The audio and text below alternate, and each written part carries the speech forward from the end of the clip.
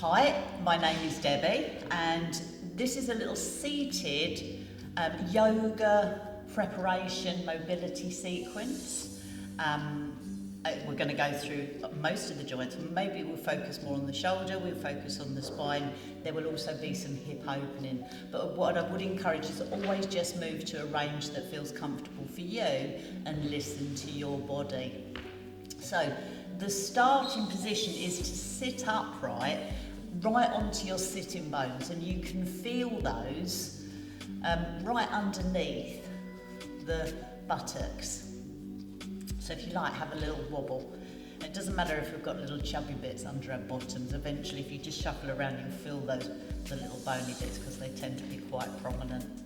Now, the thing to check, and I'm turning side on for this, is that your spine isn't leaning backwards, so no strain here. If you feel that your back is leaning backwards, or if you're leaning backwards, get a little block or a cushion or a couple of cushions and pad them so that you lift your buttocks, and that should make the position slightly more comfortable for you. And I've got my legs in the cross position. If that feels okay, then go for that. You might find if the knees, if you have that flexibility, it might be more comfortable in this position. If that's not comfy, then feel free to take the legs out, even bent, but make sure they're in a position that feels comfortable for you. So there's the three options: cross-legged, a more adept pose, or you can have the legs extended in front, and don't forget the little padding underneath your buttocks.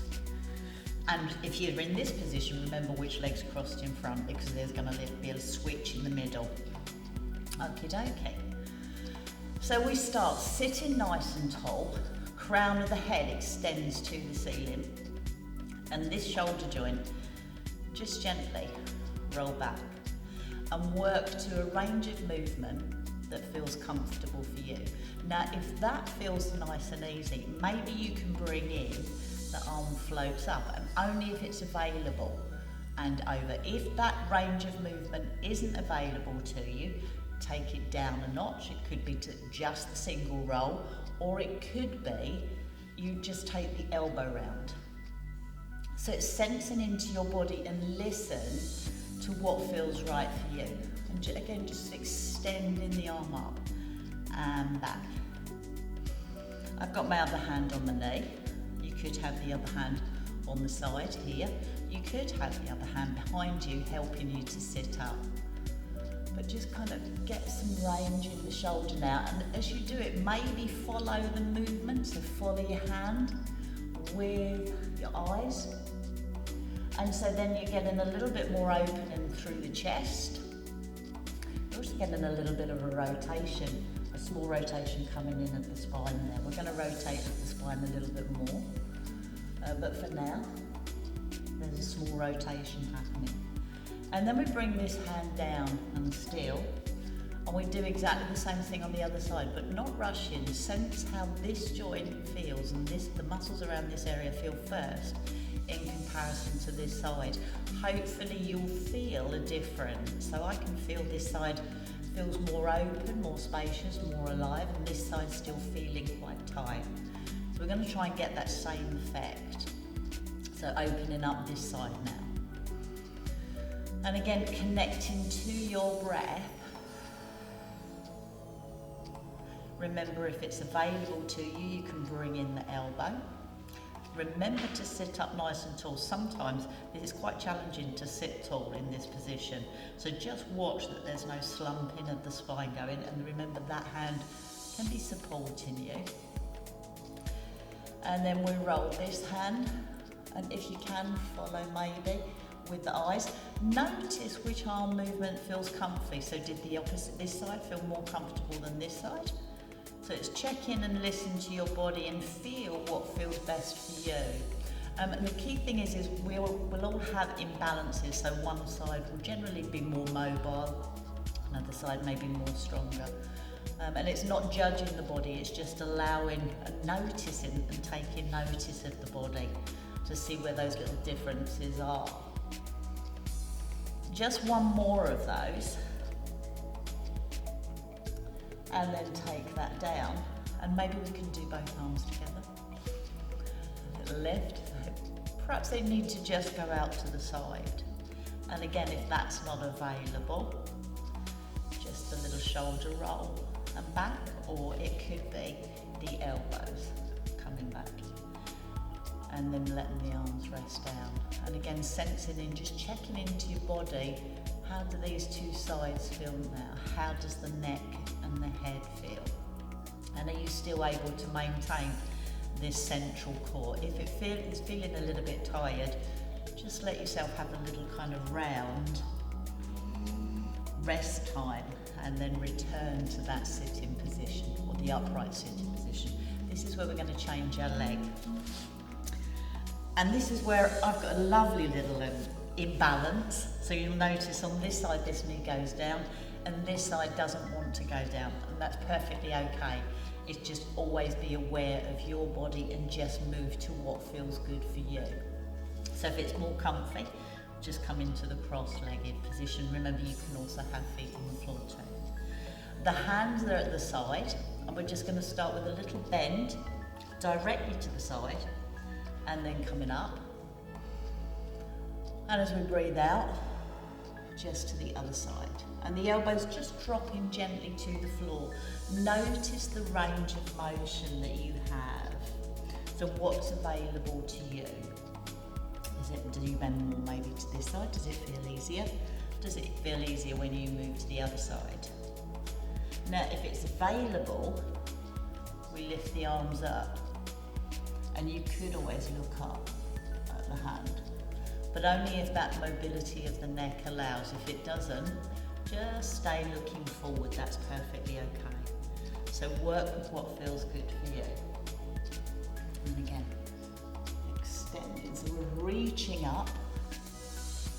Try and connect in this now with the flow of our breath. And moving and breathing at a pace that feels comfortable for you. And we're moving directly to the side, so ideally there's no leaning forward or back. I'll just turn the side on and show you what I mean. So as we go to the side, it is directly to the side as if I'm between two walls. I'm not going to let my body lean forward, and nor am I letting the body lean back, so it is directly to the side.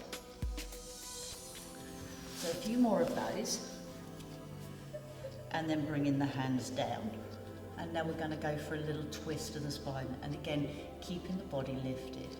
So first of all, we just imagine your hands are in a little pool of water, and take a little twist to one side, back to centre, and then a little twist to the other side. And back to centre. Again, the chin stays parallel to the floor, crown of the head to the ceiling, and the head moves with the rest of the spine. So you allow the head to move with the rest of the spine, but keep the chest open, keep the pelvis nice and level.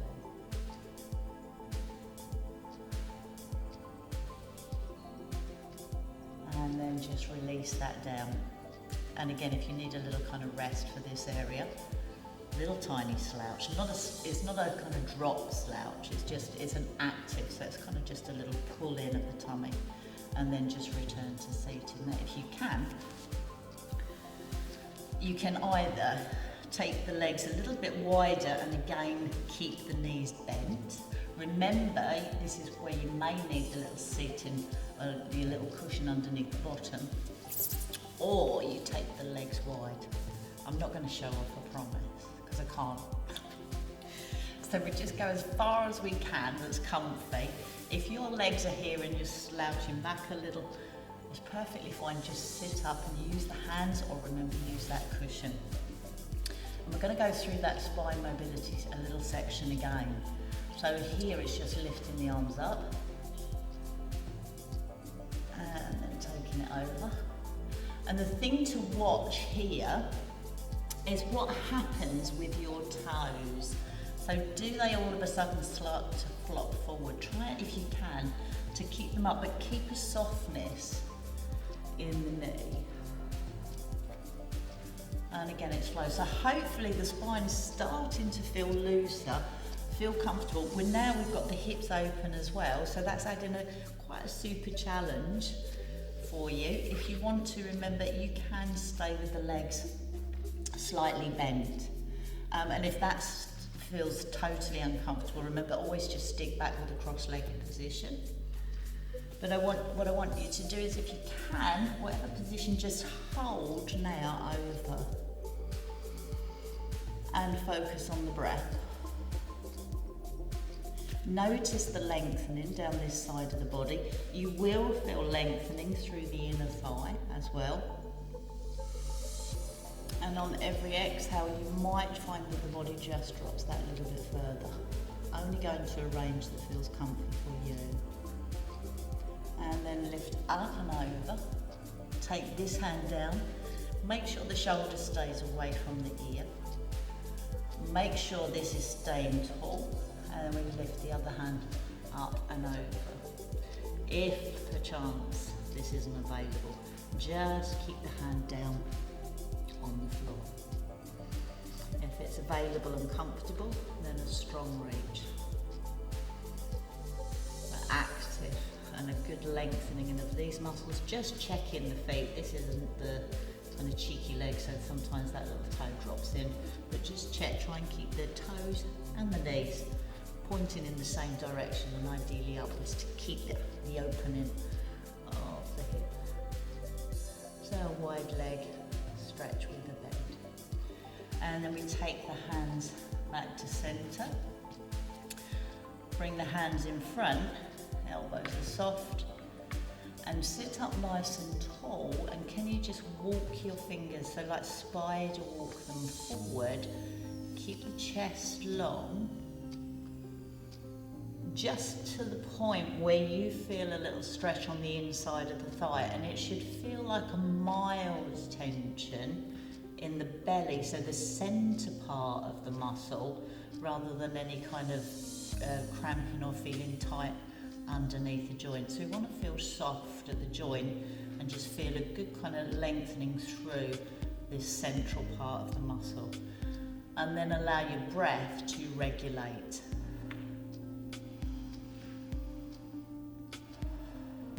And then from there, uncurl. Bring the legs in. So we take the feet forward, so it's a forward bend, and I want you to scoop the arms up. And then when you're ready, draw the tummy in, and then just bring the hands down as comfy as it is for you. I'll show you from side on. So if you've got a good range of movement, or a full range of movement, you can use that. If your movement is limited, shoulder or any joint, just stay with a range that feels comfortable for you. So it could be here, remember, or it could be here, or if you can, you come over as far as feels comfy, and then you just hold. I'm going to shuffle back there. And your feet, just allow them to be in a position that's comfortable. Your spine is quite long, so ideally not too rounded, but there will be a little rounding of the spine. And you focus on the breath. And the elbows, if they can come down, that's cool. Remember, if you've got your little cushion under the buttocks, that should ease this range of movement. And then what I want you to do is just to uncurl. Maybe give the legs a shake out, because they work quite hard. And maybe give a little wiggle of the hips and maybe of the spine. And just to finish, and only if it's available to you again for knees, if it isn't, just stay in the seated position.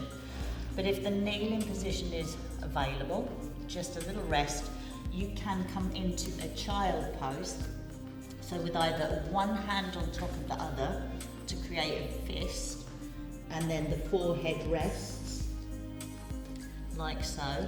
Or, if the forehead comes on the floor, just resting and softening. And hold it there in that child pose position.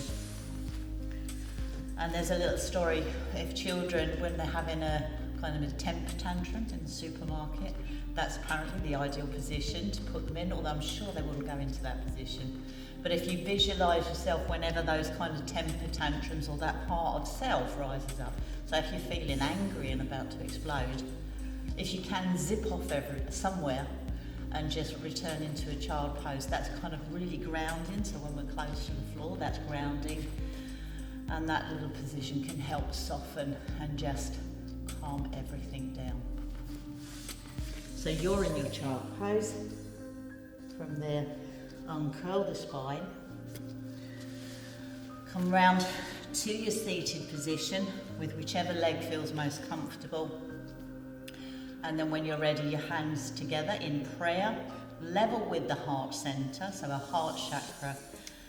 And just think of something that you're grateful for today. So I'll always be grateful for mobility and the ability to move my joints through whatever range of motion they offer me. So that's a real gratitude, so thank you. And thank you for taking part in this little short yoga sequence. And namaste, which means the light in me sees the light in you, or greets the light in you. So namaste and thank you.